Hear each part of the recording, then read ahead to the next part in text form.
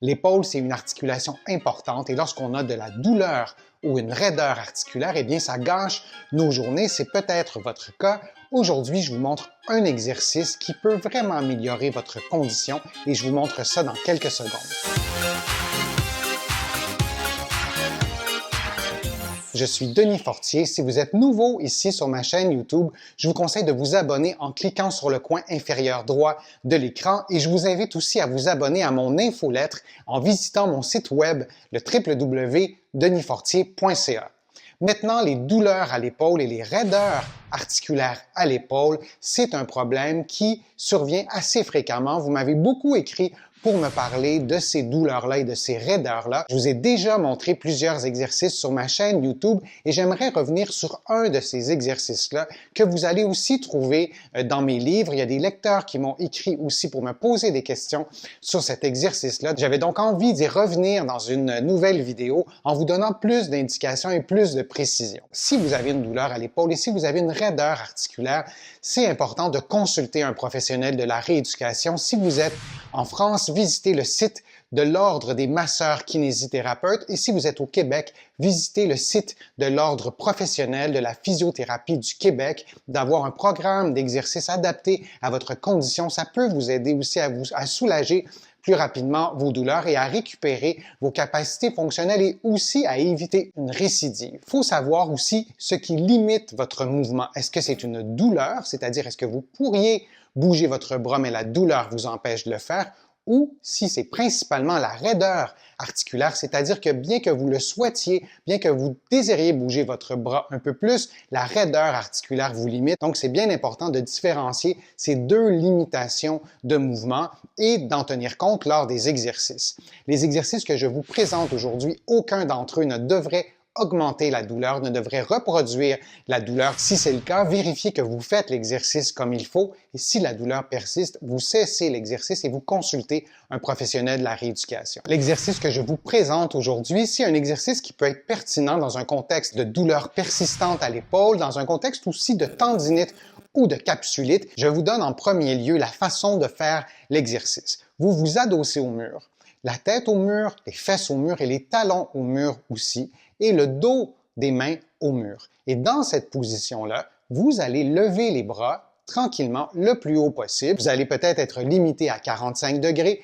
à 90 degrés ou peu importe, vous faites ce que vous pouvez faire, je le répète, sans déclencher la douleur et vous revenez à la position de départ. Cet exercice-là est vraiment efficace, notamment parce que vous bougez les deux bras en même temps. Bien souvent, on ne tient compte du bras qui est douloureux, qui est problématique. Or, dans la vie de tous les jours, il arrive bien sûr qu'on ne va bouger qu'un seul bras, mais dans bien des situations, on va bouger les deux bras. Donc, c'est important, dans un contexte de rééducation, de prendre soin de vos deux bras d'une part, et il y a une autre raison aussi pour laquelle cet exercice-là est particulièrement efficace, c'est que lorsque vous bougez un bras, une épaule en l'occurrence, qui est douloureuse ou qui est raide, eh bien votre corps va compenser, votre corps va s'adapter en trichant un petit peu, en modifiant par exemple l'alignement articulaire de l'épaule, du cou ou d'une autre articulation, et cela va faire en sorte que l'exercice va être moins efficace, et en bougeant les deux bras ensemble, vous allez mieux contrôler les compensations sans même y penser. Et cet exercice-là est particulièrement efficace aussi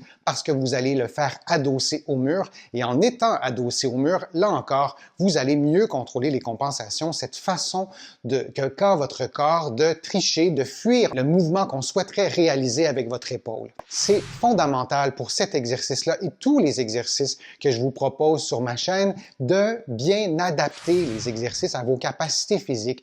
Et parfois, c'est difficile intuitivement d'adapter un exercice. C'est ce que vous m'avez communiqué beaucoup en m'écrivant sur les réseaux sociaux, en m'écrivant sur ma chaîne YouTube. Donc, je vous donne pour cet exercice-là différentes façons d'adapter le niveau de difficulté à vos capacités physiques et graduellement, vous pourrez augmenter le niveau de difficulté.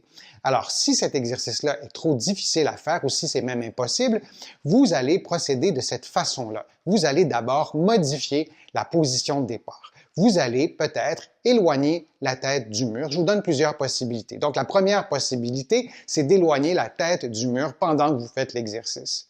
L'autre façon de faciliter l'exercice, c'est de plier les genoux et d'avancer les pieds. Vous allez tout de suite sentir que c'est beaucoup plus facile de faire l'exercice.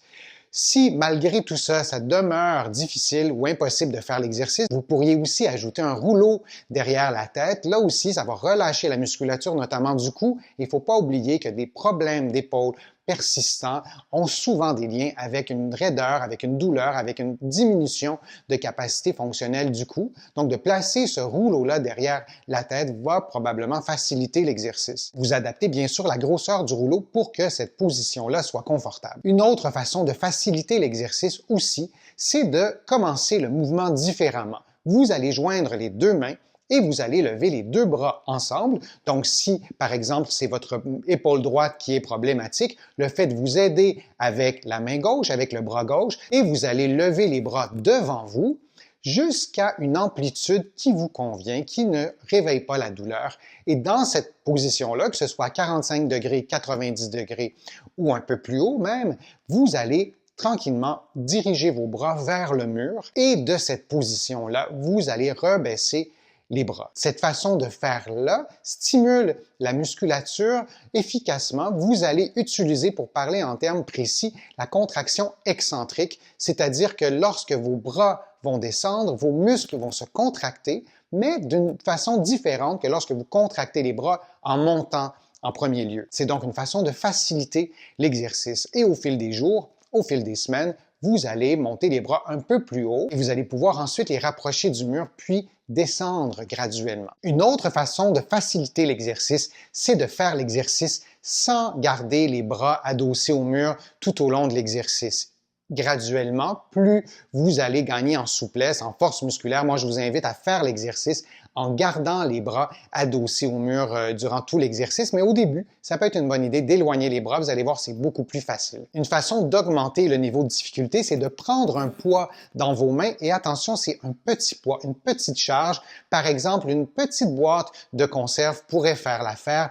Évitez de prendre un objet qui est trop lourd. Par exemple, un objet de 2 kg serait beaucoup trop lourd. L'idée n'est pas de développer votre masse musculaire, mais de stimuler des muscles qui n'ont pas l'habitude de travailler ou qui ne travaillent pas depuis parfois plusieurs années. Vous allez faire 10 mouvements et vous allez répéter 3 séries. Vous avez certainement remarqué que c'est des paramètres que je vous donne assez régulièrement, c'est-à-dire de faire 10 mouvements et de répéter 3 séries. Encore une fois, c'est à vous d'adapter ces paramètres-là. La logique des exercices de rééducation, c'est d'avoir une répétition. Si vous ne faites qu'une seule série, en général, on a moins d'effets d'entraînement, on a moins d'effets cumulatifs. Donc, moi, je vous recommande de faire 3 séries de 10. Peut-être que pour vous, ça sera plus facile de faire 5 séries de 6 mouvements ou 2 séries de 10 mouvements. Il y a plusieurs combinaisons possibles, mais retenez, c'est important de répéter une même série de quelques exercices, peu importe le nombre. Et ces répétitions-là de séries de mouvements, vous allez les faire à l'intérieur d'une seule séance d'exercice. Dans certains cas, exceptionnellement, chez des personnes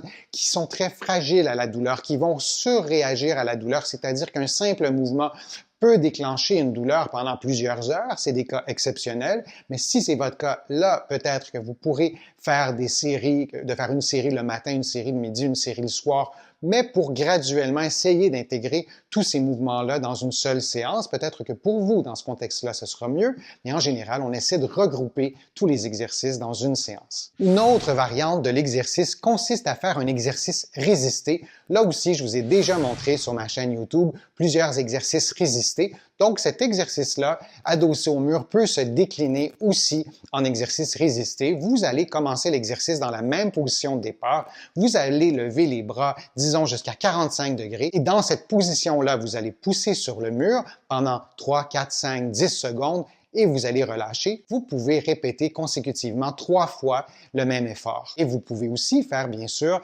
l'exercice résisté à d'autres angles, à 90 degrés, à 135 degrés, peut-être un petit peu plus haut. Le fait de varier les angles va vous aider à stimuler, à rééduquer l'ensemble de la musculature et on est porté à penser que c'est toujours les mêmes muscles qui travaillent, peu importe l'angle du bras. Or, c'est des muscles différents qui vont être stimulés si, par exemple, vous poussez sur le mur les bras à 135 degrés plutôt que les bras à 45 degrés. J'espère que ma vidéo vous aura été utile. J'espère que ça va vous aider à soulager la douleur, à améliorer vos capacités fonctionnelles et à éviter une récidive.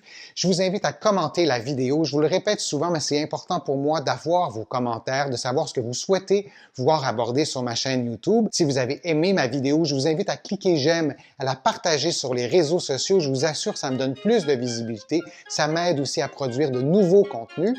Vous allez trouver beaucoup d'informations sur mon site web, le www.denisfortier.ca, et vous allez aussi trouver beaucoup d'informations dans mes livres. Il y en a plusieurs. Vous allez les trouver au Canada, en librairie et sur le web. Et j'ai la chance aussi d'être publié à travers le monde, notamment en France. Vous allez aussi y trouver mes livres en librairie et sur le web. Je suis Denis Fortier. Je vous remercie beaucoup. À bientôt.